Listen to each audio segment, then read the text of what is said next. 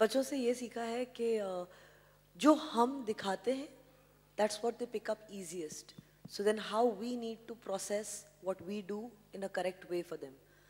इतना impact है हमारे काम का उनके ऊपर and that's what they imbibe immediately. इस show का impact इतना है उन पे.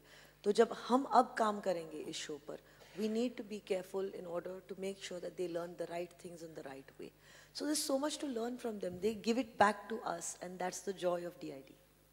और आपको क्यों लगता है कि आज के बच्चे, आज की जो जनरेशन है इतनी टैलेंटेड है, कहाँ से आती है उनमें इतनी टैलेंट? सर आई थिंक आजकल के बच्चों के पास वो है जो हमारे पास कभी नहीं था, और वो है ये माध्यम, जो टेलीविज़न का माध्यम है वो उनके पास है.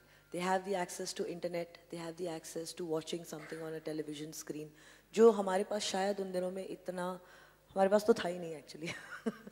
तो आई थिंक वो उनके लिए सबसे you know this has been फायदेमंद फॉर देम.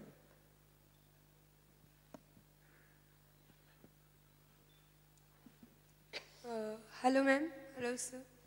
मेरा नाम तान्या है, मैं लेमन न्यूज़ से हूँ. गीता माँ एंड मास्टर अहमद, मेरा आप दोनों से क्वेश्चन है कि हमने इतने सारे डीआईडी के सीज़न देखे हैं, बड़ों के बच्चों के, तो ज़्यादा टफ जज करना किसको रहता है, बड़ों को या बच्चों को? मैं दोनों को कर चुकी हूँ. I think master Ahmed will answer this question. This is his first time judging these kids on DID. और मैंने सिर्फ बच्चों को जज किया है. और आप जानते हो कि यू कांट जज अ चाइल्ड. एक बच्चे को जज करना बहुत डिफ़िकल्ट होता है. आपको एक टीचर की तरह जज करना पड़ता है, कभी कभार एक बाप या माँ की तरह, एंड कभी कभार एक फ्रेंड की तरह. तो judging is never a question with them. You have to make it easy, और उनको समझाना बहुत इंपॉर्टेंट होता है. बड़े समझ जाते हैं कि हम एक कंपटीशन में हैं, बड़े समझ जाते हैं कि हम इस लेवल पे आए हैं, we can push it again. But एक बच्चे का ये है कि अगर उसका बर्थडे पार्टी नहीं मनता है या उसके बर्थडे में कोई गिफ्ट अच्छा नहीं देता तो उसका मूड ऑफ हो जाता है. तो सिमिलरली ही डजंट नो और शी डजंट नो कि वो किस प्लेटफॉर्म पे खड़ी है या खड़ा है. तो टू जज them is very difficult. And कहीं उनको ठेस पहुंच जाती है तो लोग जिद पे अड़ जाते हैं, रोने लग जाते हैं. We don't want to reach to that level, and कई बार हम पहुंच जाते हैं unknowingly. So it's very difficult to जज a child and make the child realise कि बेटा this is not the end, it's just the beginning. It's a very dialogue which everybody has used it, but it works for kids, it doesn't work for elders.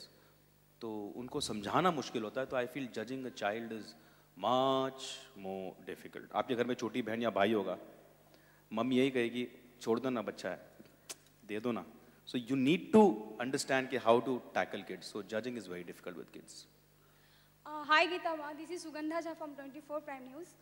आपसे मेरी ये question है, जैसे कि sir ने कहा जो 100 या 100 एबव बच्चे आते हैं उसमें से सिलेक्ट आप 16 या समथिंग कुछ करते हैं, तो क्या उन बच्चों को अलग दिखते हैं वो 100 में से जो आप सिलेक्ट करते हैं, किस भी आप?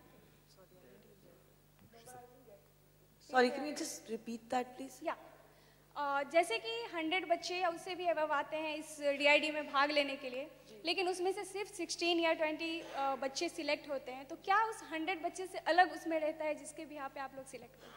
देखिए, ऑब्वियसली कुछ अलग ही रहता है जिसकी वजह से वो आगे बढ़ जाते हैं. It could be how clean they are compared to someone else.